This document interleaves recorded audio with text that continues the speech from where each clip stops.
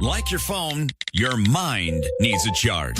Know what's going on. Real stories and just makes good conversation. Plug in with News Radio 740 KTRH. 719 here on Houston's Morning News. We spend about twice what other high-income nations spend on healthcare, but our results, well, let's put it this way. We're not getting a lot of bang for the buck. So the question is always, how do we get more by paying less? Is that even possible? Seth Denson joins us, the president and co-founder of GDP Advisors. I've always been told that one of the reasons why healthcare costs so much, especially when it comes to prescription medications, is because we're paying for the research that every other country is enjoying. And they're getting it for cheaper than we are.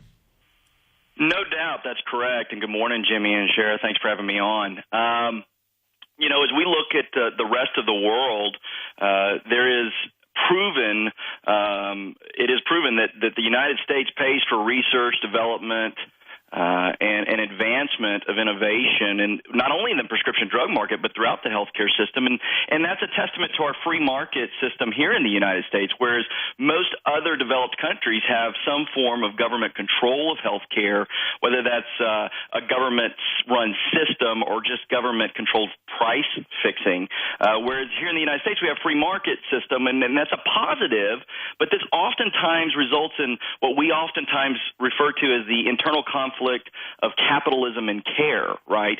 In that the United States does pay more because of our free market system, and the rest of the world gets the advantage of that.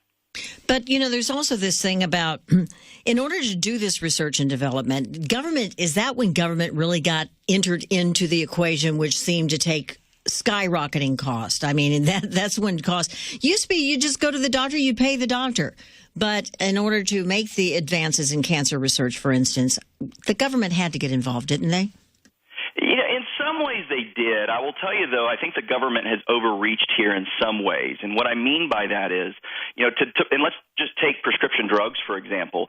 It costs over $2 billion, that's billion on average, to bring a new drug to market, and that's over a 12-year period. So you've got the time and investment required, and the majority of that expense is due to FDA regulations. Now, I'm all for making sure that a drug is proven before it gets to market, but I think we've taken that to a new level when it costs that much to get it through testing and approval through the FDA, and I think that those are certain areas where the government needs to pull back on some of its timing regulations with regards to drugs getting to market, because that is creating an inflation in the overall pricing structure. All right, Seth Denson, give us a magic pill. What would drive down healthcare costs? We're always told in the world we live in, more competition.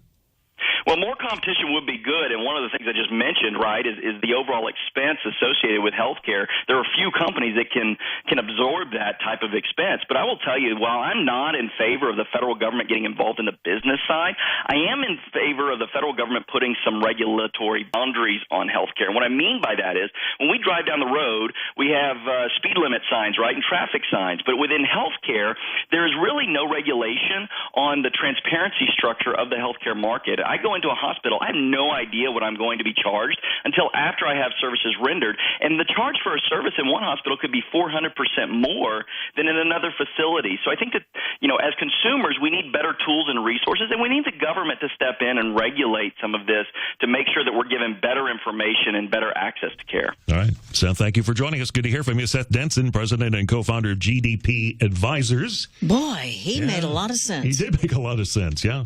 We need to keep that guy on the not Rolodex. I almost said Rolodex. We'll keep him on the computer, too. On the speed dial. There you go. All right.